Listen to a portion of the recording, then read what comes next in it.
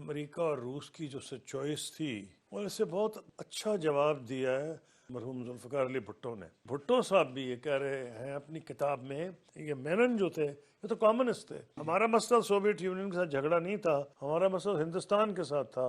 पानी बंद कर दिया गया। अमेरिका की ख्वाहिश थी दो मुल्कों पे हमला करने की, इराक और Iran. No option is off the table. ये आजकल सोशल मीडिया के दौर है, आजकल तो और भी ज्यादा ये फीलिंग है। मशहूर नारा है मोदी का जो यार है गद्दार है, गद्दार। ये तो पूरा साउथ एशिया नहीं तबाह होता। जो लोग मरेंगे वो तो और मर जाएंगे, ना परिंदे बचेंगे ना बर्द बचेंगे। पाकिस्तान का क्या इंटरेस्ट है कि हमारे गुर्बत जो है यहाँ ख़त्म हो। हम बड़े इतराते थे और इतराते हैं कि हम भारत से अमन चाहते हैं, तो ऐन मुमकिन है कि आपको वो कत्ल कर दे। पाकिस्तान की फर्स्ट प्रायोरिटी है जो उसके गरीब लोग हैं। अस्सलाम वालेकुम। स्पेशल टीवी की स्पेशल ट्रांसमिशन में मियाँ सैफ रहमान हाज़िर खिदमत। आज हम हाज़िर हुए हैं जनाब मियाँ खुर्शीद कसूरी साहब के यहाँ। आप साबिक़ वज़ीर ख़ारजा हैं पाकिस्तान के और he is considered to be an international affairs authority on international relations. Sir, हम आपका शुक्रिया अदा करते हैं, आज आपने हमें मौका दिया यहाँ पे आने का। तो नाजरीन, आप जानते हैं कि दुनिया में अब ये इंटरडिपेंडेंट वर्ल्ड है और इस इंटरडिपेंडेंट वर्ल्ड में जिसको हम उर्फ आम में कह रहे हैं जी वर्ल्ड बड़ी एक ग्लोबल विलेज बन गई है, कंसोलिडेटेड विलेज है। दुनिया के किसी भी खित्ते में किसी भी कोने में रूनुमा होने वाले वाक़यात जो हैं वो बराह रास्त इम्पेक्ट करते हैं हमारे मुल्क को भी, इस खित्ते को भी और दुनिया के तमाम ममालिक को। अब तो बड़े बड़े ममालिक जो पावरफुल ममालिक हैं, जिन्हें मेजर ग्लोबल पावर्स कहा जाता है, वो भी इन्हिसार करती हैं दूसरे मुल्कों पे। वो एक अलहदा बात है कि एक सुपर पावर जहनीत के साथ कहीं डिक्टेशन चलती है, कहीं पे म्यूचुअल बारगेनिंग चलती है, कहीं पे कोई साजिश भी चल जाती है, कॉन्स्पिरेसीज भी होती हैं। तो मियाँ खुर्शीद कसूरी साहब is witness to so many under currents मैं कहूँगा और इवेंट्स एंड हैपनिंग्स। सर, आप के पास आने का मकसद यही था कि एक लोगों को हम आज अवेयर करें, उनको आगाही दें कि पाकिस्तान जिन अदवार से गुजरा, पाकिस्तान में डिक्टेटरशिप भी आई, सिविलियन गवर्नमेंट्स भी आई, डेमोक्रेटिक फसाड वाली गवर्नमेंट्स भी आई जो बज़ाहिर डेमोक्रेटिक थी, अंदर से वहाँ भी ऑटोक्रेसी थी। तो पाकिस्तान का आगाज़ जब होता है तो पहले हम सीटो सेंटो का एक दौर देखते हैं। उस वक्त हम प्रो अमेरिका भी एक टिल्ट थी। फिर हमारे लियाकत अली ख़ान जो थे उनको रशिया से भी आने की ऑफ़र हुई, बुलाया गया, लेकिन वो अमेरिका चले गए। तो तब से कुछ ये समझा गया कि जी हम प्रो अमेरिका ही रहे, जबकि इंडिपेंडेंट भी हमने कुछ पोस्टरिंग की इस सारे अरसे में। तो sir, starting from that era जनाब। देखिए, अब शुरू आपने किया है बिल्कुल ही आगाज़ से, तो मैं ये कहना चाहूँगा कि अमेरिका और रूस की जो चॉइस थी वो कौन से फैक्टर्स होंगे, और इससे बहुत अच्छा जवाब दिया है भुट्टो साहब ने, मरहूम जुल्फ़िकार अली भुट्टो ने। उन्होंने, हालांकि वो लेफ़्ट के नुमाइंदे थे, सोशलिज़म का नाम ले रहे थे, इस्लामिक सोशलिज़म क्या उनकी पार्टी का मंशूर था, उन्होंने ख़ुद ये कहा है कि उस वक्त जो चॉइस थी, पाकिस्तान जो चाह रहा था, क्या चाह रहा था, एक वो इकोनॉमिक एड चाह रहा था, एक मिलिट्री एड चाह रहा था जी। तो क्योंकि पाकिस्तान कमज़ोर था, उसके जो अपने एसेट्स थे, अनडिवाइडेड एसेट्स, उसमें भी हिस्सा जो है वो बड़ी देर में मिला। और जो सितम ज़रीफ़ी है कि गांधी जी ने जब रोज़ा रखा मरम भर, तो तब आपको जवाहरलाल नेहरू साहब की गवर्नमेंट जो है कंपेल हुई, नहीं तो आपके पास इन हालात में ना तो कोई दफ्तर थे, दफ्तरों में फर्नीचर कुछ नहीं था। आजकल तो हम देखते हैं बड़े आलीशान जी जी, अब तो जी हाँ, अब तो लश पश जी हाँ। तो वो उन हालात में भुट्टो साहब भी ये कह रहे हैं अपनी किताब में। कौन सी किताब? ख्याल है मैंने दोनों में से एक पढ़ी है जिसका मैंने अपनी किताब में रेफरेंस दिया है जी जी। उसमें it could be myth of independence, it could be another one, लेकिन ये उन्होंने जिक्र किया क्योंकि मैंने इसमें अपना आपकी किताब में इसका जिक्र जी जी मेरा है। और उन्होंने ये कहा, या पहली एडिशन में या दूसरी में मैंने जिक्र किया इसका, कि उन हालात में जब पाकिस्तान को ये चीज़ें चाहिए थी, सोवियत यूनियन सुपर पावर तो था, लेकिन जहाँ तक प्रॉस्पेरिटी थी, दौलत थी, वो उनके पास ऐसी नहीं थी जो अमेरिका के पास थी। और ना वो इस पोजीशन में थे कि पाकिस्तान को वो उस नौयत की एड देते।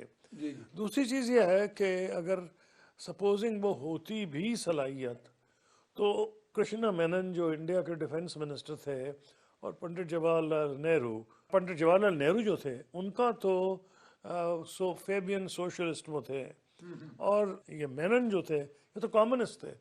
इनके दोनों के पुराने ताल्लुकात communist party of Soviet union के सोवियत साथ थे। यूनियन के साथ। तो उस वक्त अगर चॉइस होती तो वो उनकी इंडिया तरजीह थी।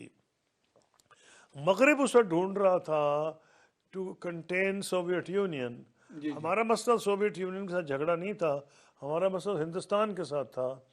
थ्रेटन किया जा रहा था हमारी टेरिटोरियल इंटेग्रिटी को, पानी बंद कर दिया गया। मुझे याद है कि मैं बच्चा ही था स्कूल में, तो हमने मेरे वालिद ने एक दिन कहा कि हुसैनी वाला जी जी हुसैनी वाला जो बॉर्डर हमारे।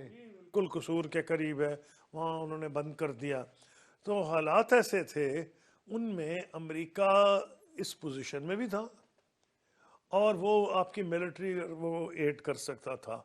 इसलिए नंबर दो, जो डिसीजन मेकर्स पाकिस्तान के थे, एक तो वो आप कह सकते हैं इस्लाम के हिसाब से पाकिस्तान मूवमेंट का जो रोल था इस्लाम का, उसमें वो ये समझते थे उस वक्त कि जी जो कम्युनिज्म है ये गॉडलेस क्रीड है, ये कुफर की तरफ हाँ ये माइल है। वो वैसे ही माइल थे जी जी कम्युनिज्म के खिलाफ। जो लीडरशिप थी मुस्लिम लीग मूवमेंट की उस वक्त, और वो उनका एक कुदरती रुझान था इसी की तरफ, अमेरिका की तरफ। तो वो जो आपने कहा कि हम समझने लगे, हम गए अपनी नीड के लिए थे। ना तो हिंदुस्तान ना तो अमेरिका को कोई शक था कि हम वेपन्स जो ले रहे हैं वो किस लिए ले रहे हैं, हमने उन्हें पता था कि सोवियत यूनियन के लिए। लेकिन हमें यही कहा जाता था कि वेपन्स आप ये यूज़ नहीं करेंगे इंडिया के खिलाफ नहीं सिवाय आपने कम्युनिस्ट खतरा हो। कम्युनिस्ट खतरा में क्या था उस वक्त, तो ये सबको पता था, हमें भी पता था हम क्यों ले रहे हैं वेपन्स। अमेरिका ने आंखें बंद की हुई थी उस वक्त, वो चाह रहा था कि जो सदर्न पेरिफेरी है सोवियत यूनियन की, जी जी तुर्की, ईरान, पाकिस्तान, बीच में इराक भी शामिल कर लें, तो ये एक ब्लॉक बन रहा था सदर्न फ्लैंक पे। जी तो जी उसके लिए उनकी जो ख्वाहिश थी वो Pakistan, SEATO, CENTO, Baghdad pact, जितने भी पैक्ट्स थे उसमें शामिल था। इसीलिए कहा गया था कि it is the most allied ally of the United States. बाद में दूसरी बात है कि we became the most sanctioned ally. Sanctions है न्यूक्लियर हमारी जो एक्टिविटीज़ थी, उस हमारी हवाले जो जस्तजू थी, उस सिलसिले में मुख्तलिफ अमेंडमेंट, ग्लेन अमेंडमेंट्स और ब्राउन अमेंडमेंट, ब्राउन अमेंडमेंट आई जी, बहुत सी अमेंडमेंट्स आई प्रेसलर आई और पता जी, नहीं बेशुमार प्रेसलर, आई। बहुत अमेंडमेंट्स आई।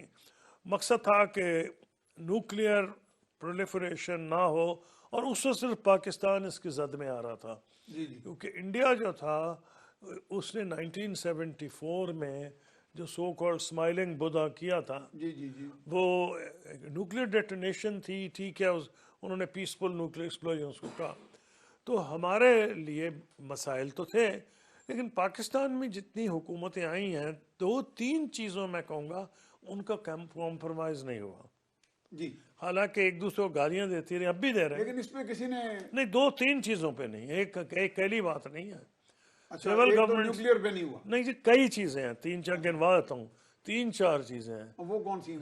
मैं बता, सिविल हो या मिलिट्री हो, किसी नौयत की हुकूमत हो पाकिस्तान में, किसी पॉलिटिशियन की हो, पाकिस्तान का न्यूक्लियर प्रोग्राम, ठीक पाकिस्तान की कश्मीर पॉलिसी, और कश्मीर पॉलिसी, न्यूक्लियर प्रोग्राम, और चाइना के साथ जो हमारी रिलेशनशिप थी, इसमें भी इसमें सबका एक ही स्टैंड नहीं, है। किसी ने ही कॉम्प्रोमाइज़ नहीं किया। तो इसलिए ये कह देना कि जनाब वो अमेरिका की डिक्टेशन फॉलो कर रहे थे, और तो और जब हम डिक्लेयर्ड एलाई थे ये प्रेसिडेंट मुशर्रफ के दौर में, तो मुझे याद है कि अमेरिका की ख्वाहिश थी दो मुल्कों पे हमला करने की, जी इराक और ईरान। इराक पे इट सो हैपेंड हम सिक्योरिटी काउंसिल के मेंबर थे। फॉरेन ऑफिस घबराया हुआ था क्योंकि उस पर इराक पे हमला कर रहा था। वो कहते अगर मेंबर बनना ही था सिक्योरिटी काउंसिल का जी जी तो इसी वक्त बनना था। तो मजाक था फॉरेन ऑफिस में। हम उस वक्त मेंबर थे और उस वक्त ये पोजीशन थी कि हमें एक लाइन लेनी पड़ रही थी इराक पे, और हमने लाइन ली। और हमने सख्ती से लाइन ली। और मेरी उसी सिलसिले में जो ज़्यादा कुर्बत हुई, French foreign minister Dominique de Villepin, German foreign minister जो वाइस चांसलर भी थे, और ये डोमिनिक विल्पां बाद में प्राइम मिनिस्टर बन गए फ्रांस के, फिर Joschka Fischer vice chancellor Germany foreign minister, और इवानोव रशिया के फॉरेन मिनिस्टर, और फिर मेक्सिको के फॉरेन मिनिस्टर, बहुत से लोग जो थे उस वक्त हम कोऑर्डिनेट कर रहे थे आपस में। और एक रात मुझे रात के 12 बजे फ़ोन आया मेक्सिको के फॉरेन मिनिस्टर का कि तुम तो हमें कह रहे थे खड़े रहो और हमने सपोर्ट नहीं करना, अमेरिका तो कह रहा है कि पाकिस्तान बकरी बन गया हमारे साथ। मैंने कहा वो जो भी मर्जी कह रहे हैं, हमने इराक पे हमले की मुखालफत करनी है। हुआ क्या कि नहीं, सिक्योरिटी काउंसिल से अमेरिका को सपोर्ट मिली, इसीलिए उसने जो हमला कर फैसला कर, जंगल का बादशाह था, तो उन्होंने जो हमला करना था कोलिशन ऑफ द विलिंग, यानी सिक्योरिटी काउंसिल से उनको अप्रूवल नहीं मिली। मियां साहब एक और भी तो था ना उनका, यूएस डिफेंस ऑथराइजेशन, कोई उनका एक था, उनका एक्ट भी था कोई, जिसके तहत वो कहीं भी एक्ट कर लेते थे कि जी वो जो इसका वो तो उनकी मर्जी है, जहाँ मर्जी है। मैं तो इंटरनेशनल लॉ की बात कर रहा हूँ ना, कि सिक्योरिटी काउंसिल में वो उनको वो सपोर्ट चाह रहे थे, नहीं मिली। इस तरह ईरान पे उनकी ख्वाहिश थी कि हमला किया जाए, और प्रेसिडेंट बुश के और कॉन्डोलीजा राइस के वर्ड्स थे, no option is off the table, यानी कि हर चीज मुमकिन है ईरान के खिलाफ। उस उन्होंने ईरान को एक्सेस ऑफ ईवल जी कहते के अंदर किया हुआ था। अच्छा, मैंने भी क्लियरली उस पर कहा कि जी आगे हमारे लिए तो मुश्किल है, हमारी तो पब्लिक जो आपके साथ अफगानिस्तान पे भी कोऑपरेशन, उस पर भी खुश नहीं, ऊपर से नैले पे दैला, ये हमारे लिए मुमकिन नहीं होगा कि हम आपकी सपोर्ट करेंगे, हमें मुखालफत करना पड़ेगी, और पब्लिक ओपिनियन हमारी ये नहीं बर्दाश्त करती। तो मेरा कहना यह है कि एक तो मैं को स्पेशल अपने लिए क्रेडिट नहीं ले रहा, मैं कह रहा हूँ पाकिस्तान की किसी गवर्नमेंट ने, हालांकि एक दूसरे को गालियाँ दी, हर हुकूमत ने कहा फलाना जो है वो ये है, फलाना वो है, हमने ये किया, लेकिन इन तीन चीज़ों पे कोई कॉम्प्रोमाइज़ नहीं हुई। मियां साहब, has America despite it's super power mindset, उसका है, कभी कभी अमेरिका हमारी बात सुनता रहा, मानता भी रहा, या हमारे अंदर ये जो परसेप्शन बन गया है कि नहीं जी बस हम तो गुलाम ही रहे, और नहीं, इमरान खान ने तो ये बहुत ही ज्यादा उसकी वजह क्या है, देखे ना आप, परसेप्शन को। देखिए बात ये आजकल सोशल मीडिया के दौर है, आजकल तो और भी ज़्यादा ये फीलिंग है, लेकिन होता ये एक नेगेटिव अगर प्रोपेगेंडा आपके खिलाफ किया जाए तो ज़्यादा आसानी से कैच करता है। वो लोग हर ऑपोजिशन हर गवर्नमेंट में, मैं एक छोटी सी मिसाल, हिंदुस्तान, बाकी तो छोड़ ही दें, हमारा कश्मीर पे उनका मसला जी शुरू से है, हमारा केस यूएन सिक्योरिटी काउंसिल में है, पर हर हुकूमत सिविल और मिलिट्री कहती है कि हिंदुस्तान एक कदम जाएगा हम 2 कदम आगे जाएंगे। जी अच्छा, अभी किस लिए? अमन में कहते हैं ना, नहीं अमन में कि वो अमन का एक कदम उठाएगा हम। और कहते हैं हर गवर्नमेंट ने, सिविल और मिलिट्री ने, मैंने किताब में उनके सबके बयानात दर्ज किए हुए शाये कर दिए आपने, फिरोज खानून से लेके अयूब खान से लेके कोई लीडर नहीं छोड़ा बीच में, उसमें सिविल हो, मिलिट्री हो, जियाउल हक हो, जनरल मुशर्रफ हों, मियाँ नवाज शरीफ साहब हों, इमरान खान साहब हों, भुट्टो साहब हों, को तो शिमले भी, मतलब कोई ऐसा लीडर नहीं है। लेकिन जब दूसरा करता था तो उसका मशहूर नारा है, मोदी का जो यार है गद्दार है, गद्दार। अच्छा, वो दोनों ने एक दूसरे के खिलाफ नारा लगाया और गद्दार दोनों ही गए, और दोनों ने एफर्ट की अमन करने की। इमरान खान साहब ने भी की, उनके लिए क्रिकेट बैट आया जिसपे सारे इंडियन उन्होंने साइन किए हुए थे क्रिकेटर्स ने, और लग रहा था हालात बहुत बेहतर हो जाएंगे। मियाँ नवाज शरीफ साहब के भी यही था कि मोदी साहब तो बल्कि 2015 में आए थे, प्राइम मिनिस्टर मोदी लैंड किया उन्होंने। तो लेकिन जब दूसरा कुछ ये करता है, ये हमारी अजीब, ये मैं समझता हूँ हमारे लिए प्रॉब्लम्स हमारी इकोनॉमी में बने हैं, फॉरेन पॉलिसी में बने हैं, नेगेटिव परसेप्शन बनाने में इकट्ठे हो जाते हैं गवर्नमेंट ऑफ द डे के खिलाफ। और इससे बेहतर कोई मुझे एग्जांपल नहीं मिला मोदी का जो यार है गद्दार है, गद्दार है। ओ भाई, जब आप थे, आप करें तो ठीक है, हाँ जी। दूसरा करे तो दूसरा गद्दार हो जाता है। अच्छा मियाँ साहब, मैं इसी आपके पास जो बैठा हूँ फ़ायदा उठाऊंगा। Is India really our enemy? And number two, is Israel is also our enemy? ये हैं एनिमी कि नहीं है? पहली बात तो ये बड़ी नॉन ट्रेडिशनल नहीं सवाल है, है। इसमें तो कोई डाउट नहीं ना कि हमारे हिंदुस्तान से 4 जंगें हुई हैं। जी बिल्कुल। आखिरी कारगिल में थी, और फिर जंग 10 मरतबा, मैंने किताब में अकाउंट दिया है, हम जंग के करीब थे। और लास्ट टाइम तो ये जो बालाकोट पे जी एरियल कॉम्बैट हुआ है, हमने फिर उन पे अगले ही दिन हमला किया, जवाबी हमला। आप एक जंग के करीब थे, दाने पे थे। जी जी। तो हमारी फौजें आई बॉल टू आई हमारे बॉल दोस्ताना तो नहीं था ना जी, आई बॉल तो 11 महीने रही हाँ, हैं। कई कई मरतबा ऑपरेशन बहुत अरसा रही परशुराम, हैं जी। ऑपरेशन परशुराम में 11 महीने रही हैं आमने सामने।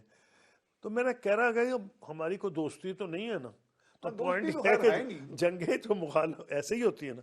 लेकिन बावजूद उसके हर लीडर ने क्यों कहा, हर लीडर को इक्तदार में आकर समझ आ जाती है कि वॉर इज नो ऑप्शन। मैं कह रहा हूं जिसकी मर्जी जमात में नाम नहीं आज लेता आपके टीवी पे, जिसकी मर्जी आ जाए उसको समझ आ जाएगी। मियाँ साहब, जंग ऑप्शन है नहीं, वो नहीं है ना ऑप्शन, इसीलिए नहीं, ये इसीलिए तो तो उन्हें जो भी वारा नहीं, गवर्नमेंट ये भी आती वारा नहीं। उसकी वजह यह है, जंग तो खैर वैसे भी ऑप्शन है, जो 2 न्यूक्लियर पावर्स हैं उनकी तो वो बिल्कुल तो ही खैर नहीं। नामुमकिनात में है कि आप न्यूक्लियर पावर होते हुए ये सोचें कि जंग है। क्योंकि ये जो चीज़ है, ये तो पूरा साउथ एशिया नहीं तबाह होता, कॉन्टिनेंट ही पूरा जाएगा वो जी, तो खुदा तकरीबन ना almost खास्ता लोगों ने पूरी वर्ल्ड इम्पैक्ट इसके होगी। स्केच खींचे हुए हैं। जी जी जो विंटर, वो जो लॉन्ग विंटर है, जी जी कि जी। सारे सूरज खत्म, ऊपर बादल आ जाएंगे, ओजोन लेयर डिस्टर्ब हो जाएगी, और बड़ा एक एटमॉस्फेयर जो सारा लोग डायरेक्टली पॉइजन हो जाएगा। जो लोग मरेंगे वो तो और मर जाएंगे, ना परिंदे बचेंगे ना बर्ड बचेंगे। तो ये देयरफॉर जंग ऑप्शन तो कोई भी नहीं है। इसीलिए पावर में आके सब लीडर ये उनको कहना पड़ता है, क्योंकि they have to deal with reality. तो आपने पूछा हिंदुस्तान, जी आप अपना इंटरेस्ट देखें ना, हिंदुस्तान को छोड़ने पर है वो इंडिया के लीडर उसका इंटरेस्ट वॉच करेंगे। पाकिस्तान का क्या इंटरेस्ट है कि हमारे गुर्बत जो है यहाँ ख़त्म हो। आज अफसोस से कहना पड़ता है कि हमारे बंगाली बहन भाई, मुझे एक लिहाज से खुशी है कि वो आगे जा तरक्की रहे कर गए हैं, हैं। आगे जा रहे हैं। लेकिन आप देखें तो सही कि हम साउथ एशिया में क्यों पीछे रह गए सब वो मुल्कों से? पसमानदगी से कहाँ पहुंच नहीं, गए हम? हम क्यों रह गए हैं? तो कोई तो वजह होगी ना। तो मेरा आपको ये कहना है कि हमें उस तरफ, हमारी क्या ताकत, हर मुल्क की एक ताकत होती है, लेवरेज है। हम बड़े इतराते थे और इतराते हैं कि जी हमारी जो जियो स्ट्रेटेजिक लोकेशन है वो जी, जी। कमाल की है, हम South Asia, West Asia, East Asia हम कन्वर्जेंस कन्फ्लुएंस और पे बैठे हैं हम। सबको मिलाते हैं, हिंदुस्तान और चीन को मिला देते हैं, उधर से सेंट्रल एशिया से मिलाते हैं। तो मैंने किताब में लिखा है, आप कहते हैं bridge to everywhere, you are a bridge to nowhere. अच्छा, we are bridge to nowhere, nowhere because the bridge is closed. क्योंकि हमने क्लोज किया। वही मैं कह रहा अपनी हूँ। अब आप conduct के देखें साथ। ना, हमारी क्या ताकत है, हमारी ताकत क्या है। पाकिस्तान जैसे बैठा है, एनर्जी कॉरिडोर हो सकता है, ट्रेड कॉरिडोर हो सकता है, पाकिस्तान का टूरिज्म प्रॉस्पर कर सकता है। दुनिया के 10 बड़ी जो चोटियां हैं उनमें से 6 तो पाकिस्तान में है। लेकिन उसकी फर्स्ट रिक्वायरमेंट अमन है।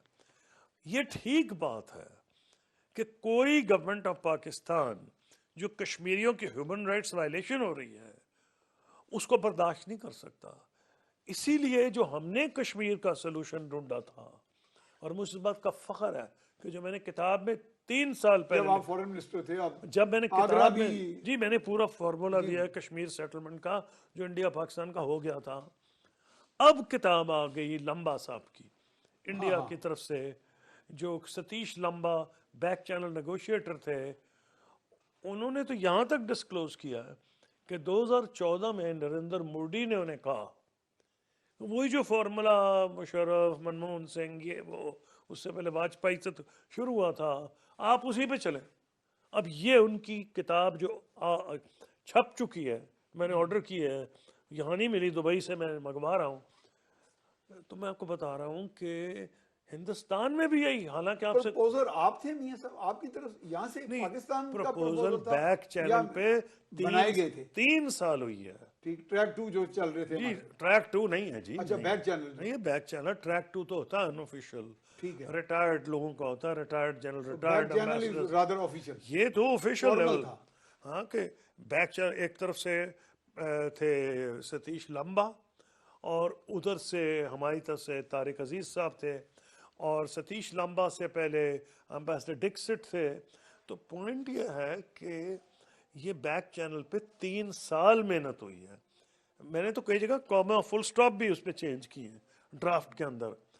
तो ये इंडिया को भी तो रियलाइजेशन थी ना कि हिंदुस्तान कहाँ जाएगा।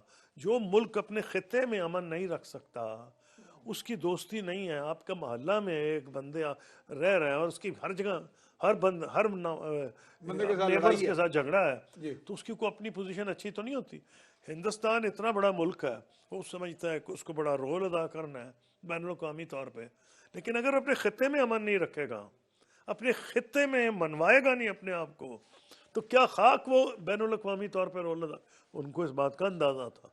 हमारी तो हर पोजीशन ये है कि हमारी आबादी बेतहाशा बढ़ रही है। बांग्लादेश ने तो कमाल कर दिया है। उनके जो मसलन इस्लाम, उन्होंने उलमा हजरात को मिला के एफर्ट की पॉपुलेशन कंट्रोल, आज उनकी 170 मिलियन है। आप 225 टू 230 पे पहुंच गए, और उनकी आबादी आपसे ज्यादा सी जब अलहदगी हुई है। जी जी। तो आपके रिसोर्सेज बढ़ नहीं रहे।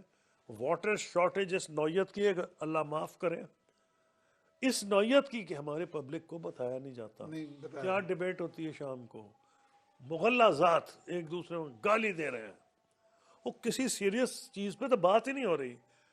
अल्लाह माफ करे, वाटर की इतनी शॉर्टेज है कि कौम को तैयार करना पड़ेगा drought आ रहा है। कि जब पानी यहाँ, और उन्हीं को 20 साल में 5-6 साल में फर्क पड़ना लग जाएगा।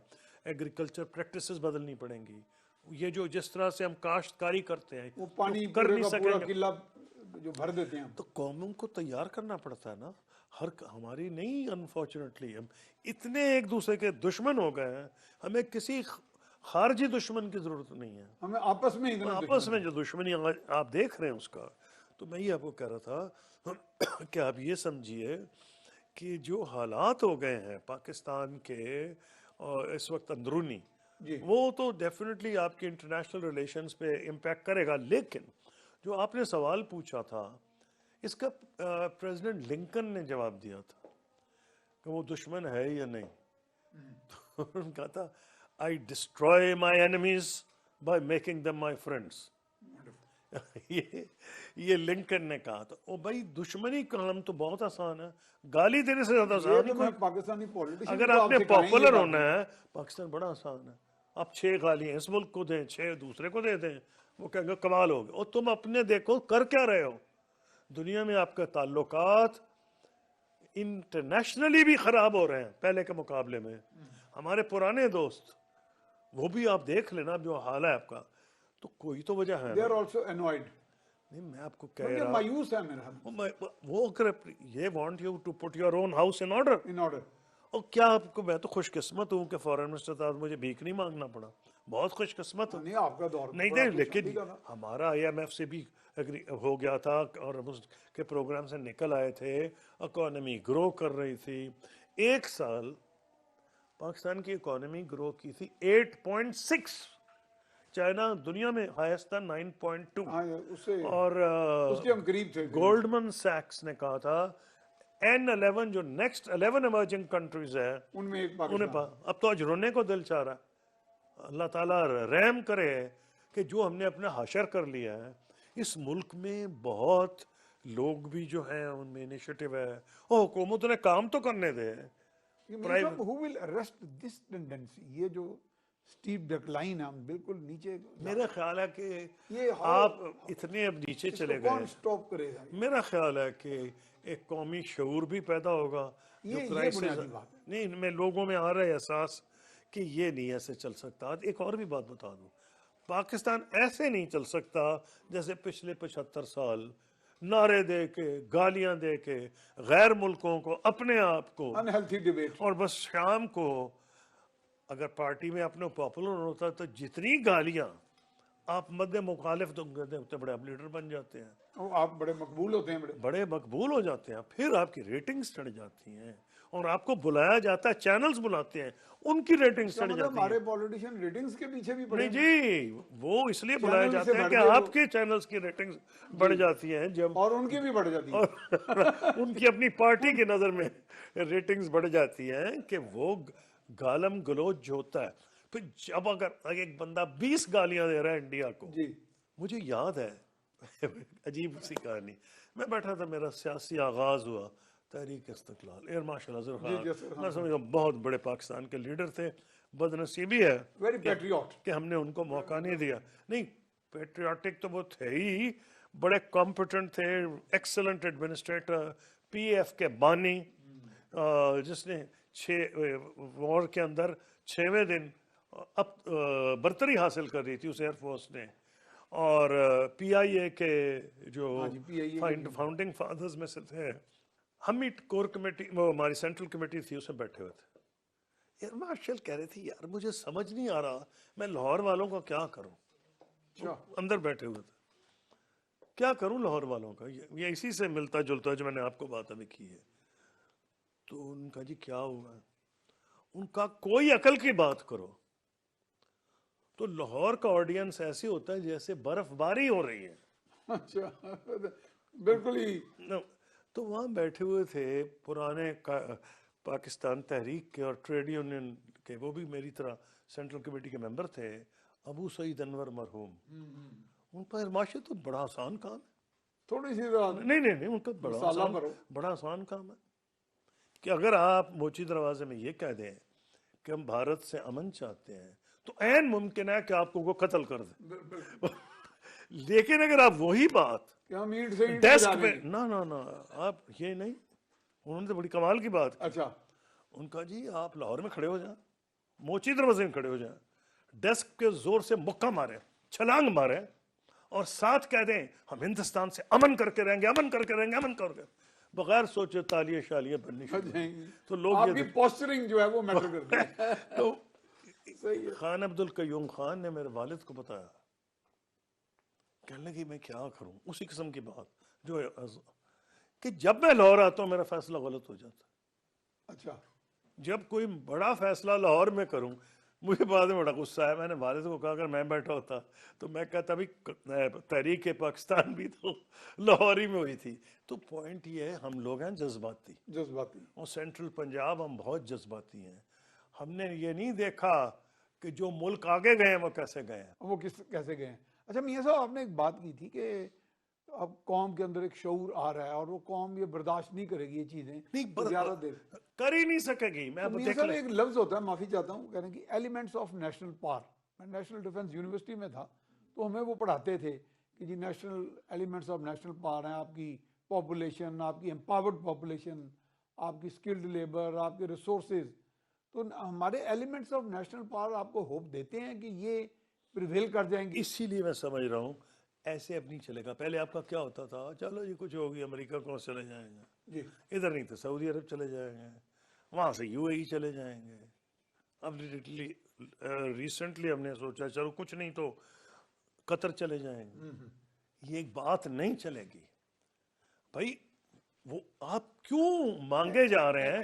आपको उन्होंने एडवाइस किया कि आप अपने एसेट्स प्राइवेटाइज करें, और कईयों ने ऑफर की, यूएई ने और सऊदी अरब ने, कि हम शायद आपके एसेट्स कुछ खरीद भी लें, कुछ शेयर्स ले लें, और ये भी ऑफर की कि बाद में आप वापस लेना चाहते तो ले लें। इसमें कोई नुकसान है हमारा?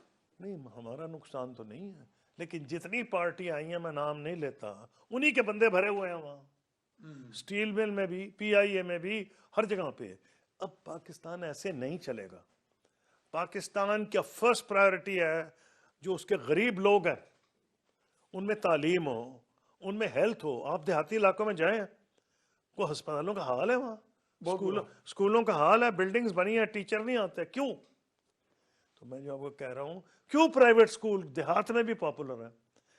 आप हैरान होंगे कि पंजाब में आधे से ज़्यादा या आधे के करीब लोग प्राइवेट स्कूल्स में जा रहे हैं, यानी देहात में भी जाते हैं।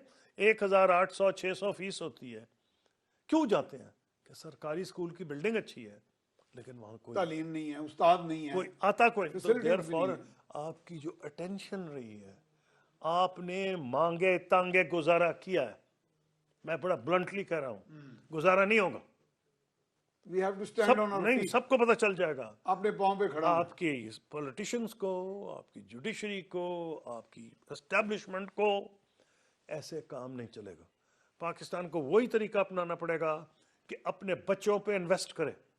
एग्जैक्टली। आपके जो इंडेक्स दुनिया में छप रहे हैं, सोशियो इकोनॉमिक इंडिकेटर्स, बच्चों की हेल्थ, उनमें जिस लेवल ऑफ डिफिशिएंसी है विटामिन्स की, वो खतरनाक है। सही बात। साउथ एशिया के मुल्क आपसे आगे निकल गए हैं। बांग्लादेश बहुत ज्यादा, बांग्लादेश तो इंडिया से भी आगे निकल गया सोशल इंडिकेटर्स में। अच्छा, मैं ये सब चूंकि टाइम भी थोड़ा, तो एब्सोल्युटली नॉट उस तरफ आऊँगा मैं।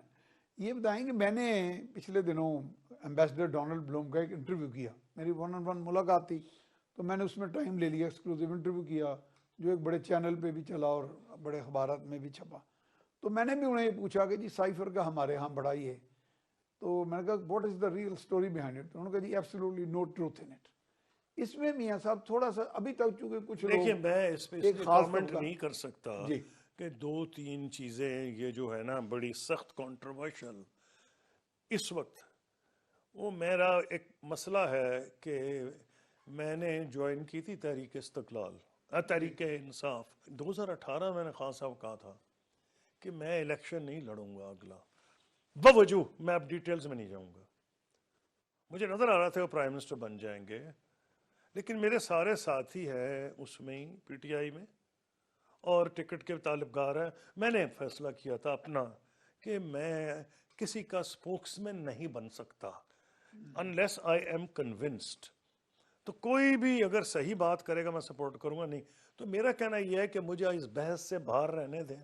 मैंने आपको सिंपली कहा है कि हम पार्टीज इन पावर एक काम करते हैं, वही काम जो ऑपोजिशन उस वक्त की कर रही होती है जब इक़्तिदार में होती करती है, उसी पे क्रिटिसाइज करते हैं। हाँ, ये हमारा कमाल। अच्छा, जनूबी एशिया में है, कांग्रेस पार्टी ने उन्होंने भी तो पोस्टर उन्होंने कहा सिविल न्यूक्लियर डील हो रही थी अमेरिका की, हम तो उस पर और वजह से नाराज है ना। जी।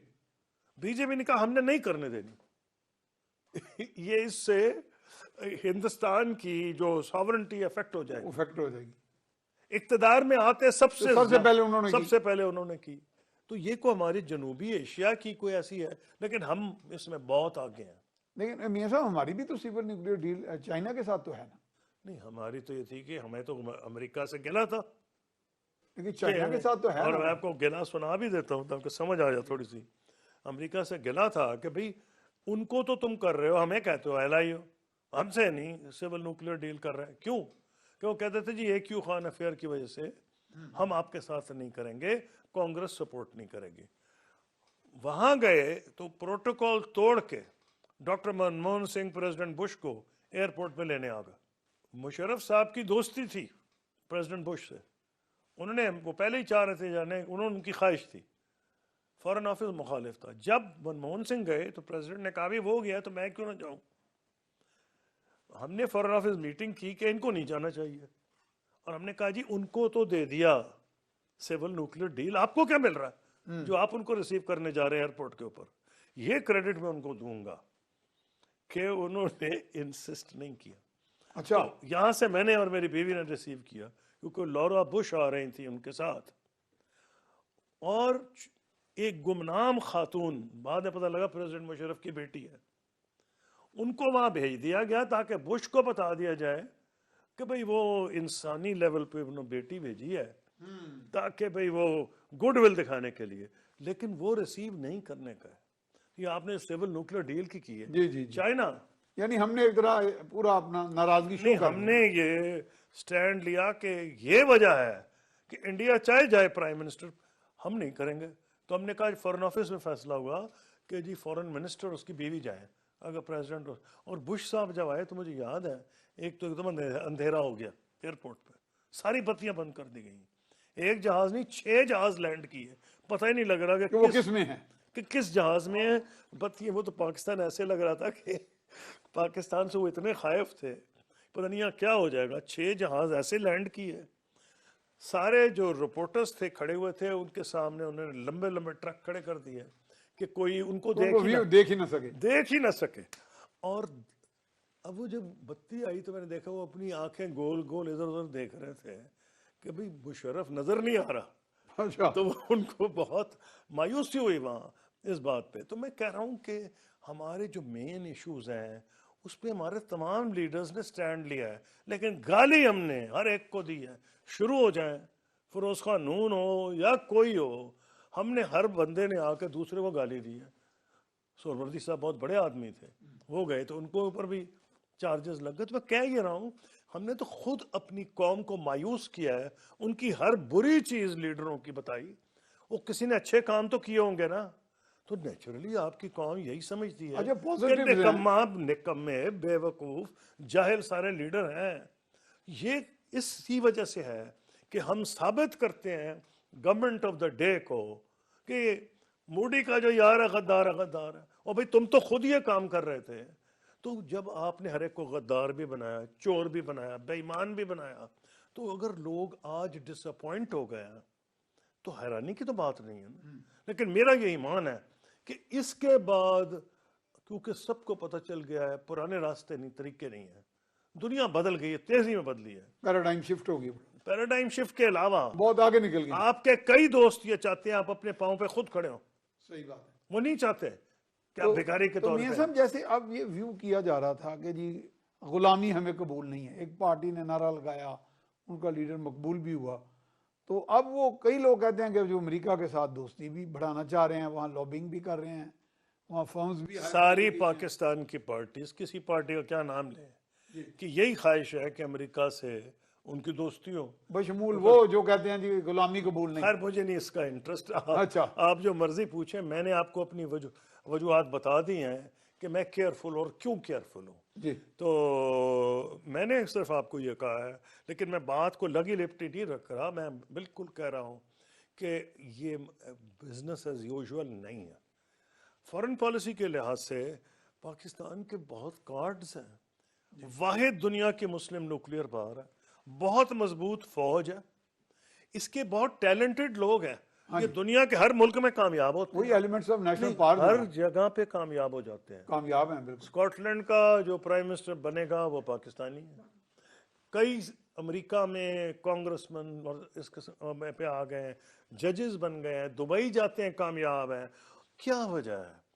वो एक अंग्रेजी का लफ्ज है एनेबलिंग एनवायरनमेंट। जी जी जी। यहाँ अगर हर बंदे के रास्ते में रोड़े हैं, वहाँ बस ड्राइवर का अगर बेटा है तो उसके खिलाफ कोई प्रॉब्लम नहीं है, नो इश्यूज, वो प्राइम मिनिस्टर भी बन सकता है। यहाँ तो एनवायरनमेंट ऐसी कर दी गई है पैदा कि जो आपकी अंदर एक अल्लाह ताला ने एक पोटेंशियल दिया है, आप उस पोटेंशियल को अचीव ही नहीं कर सकते, सुप्रेस्ड है। बाहर जाके पोटेंशियल अचीव होता है। तो मेरी अब ये उम्मीद है, मैं एक ऑप्टिमिस्टिक बंदा हूँ कि जिस लेवल पे आप पहुंचे हैं, आपके तमाम मुख्तदर इदारे और आपकी आवाम, और उम्मीद है कि मीडिया जी जी भी ये रोल अदा करेगा कि ऐसे लोगों को ना प्रोजेक्ट करें जो हर बंदे को गालियां दिए जा रहे हैं, कोई सीरियस बात ही नहीं करते, ना पॉपुलेशन की बात कर रहे हैं, ना पानी की बात कर रहे हैं, ये नहीं बता रहे ग्लेशियर्स के स्पीड पे मेल्ट हो रहे हैं, ये नहीं बता रहे कि आपके बच्चे, अच्छा आप कहते हैं जी वो तो हम तो खर्च नहीं काफर कर रहे एजुकेशन पे, और ठीक है आप नहीं कर रहे, लेकिन मैंने देखा है देहात में अनपढ़ लोग कई दफा ज्यादा ज़हीन है, सिर्फ डिग्री जो आप पढ़ा रहे हैं, हाँ, उसमें क्या आप दे रहे हैं बच्चों को, उनके वालिदैन की उम्मीदें होती हैं, और वो बेचारे जाके एमएससी पॉलिटिकल साइंस करके कोई नायब कासिद के लिए, कोई किसी कांस्टेबल के लिए भर्ती दे रहे होते हैं। जो कंटेंट ऑफ एजुकेशन है उसके ऊपर तब्दीली लानी पड़ेगी। एग्जैक्टली क्या है वो? Mathematics, science, technology. जब आप इधर नहीं आएंगे, आप कंपैटिबल नहीं होंगे दुनिया के साथ, तो हाउ कैन यू ग्रो? आप भाई अगर नहीं होगा तो आपको तो यही वही फेस करना पड़ेगा ना। आपने डिग्रियां यूनिवर्सिटियां खोली हैं, सर प्राइवेट भी तो सरकारी भी, बीए की डिग्री दिए जा रहे हैं, और भी उसमें हो क्या रहा। तो मैं आपको इसलिए कह रहा हूँ ये तब तमाम इश्यूज वो हैं जो इस कौम को की तवज्जो की तालिब हैं, लेकिन वो तवज्जो नहीं दी जा रही क्योंकि हमें दुश्मनी इतनी ज्यादा है, इक्तदार की जंग की हिर्स इतनी है कि इक्तदार पे आने की खातिर हम हर चीज कर गुजरेंगे। जब ये सब बात का तो होता है कि गवर्नमेंट्स में अच्छे बुरे लोग आते रहते हैं, हर गवर्नमेंट, हर लीडर कोई इतना हर करिश्मेटिक नहीं। गवर्नमेंट में और हर पार्टी में मैं वही कह रहा अच्छे हूँ लोग हैं। कि करिश्मेटिक लीडर हर वक्त तो जन्म नहीं लेता ना, कभी कोई माठा आ जाता है, कभी अच्छा आ जाता है, कभी स्ट्रॉन्ग आ जाता है, लेकिन इंस्टीट्यूशनलाइज कर ली जाती हैं चीज़ें, एक सिस्टम चलता है। मुआशरा अगर ग्रो कर रहा हो तो हुकूमत की जो गिरावट है उसको न्यूट्रलाइज कर देता है। Do you think our society is growing? हमारे यहाँ ग्रो कर रही है जैसे आप ऑप्टिमिस्टिक कह रहे थे? नहीं, वो ग्रो तो कर रही है, लेकिन आपके सामने सिंपल सी बात है, एंड रिजल्ट नहीं। मैं आपसे एक सवाल पूछता हूँ, क्या ये मुमकिन है कि थानेदार कसूर में 15वें या 20वें दिन या महीने बदला जाए, एसपी कई बदल दिए जाए, डीआईजी, आईजी और chief secretary on the whims?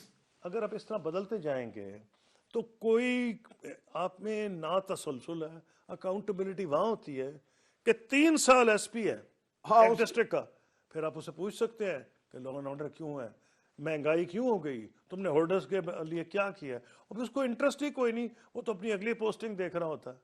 तो देखें ये चीजें नहीं चलेंगी। आपको कहते हैं ना, आपके सिवाय पाकिस्तान आर्मी के जी इंस्टीट्यूशन क्यों नहीं बदली कोई भाई?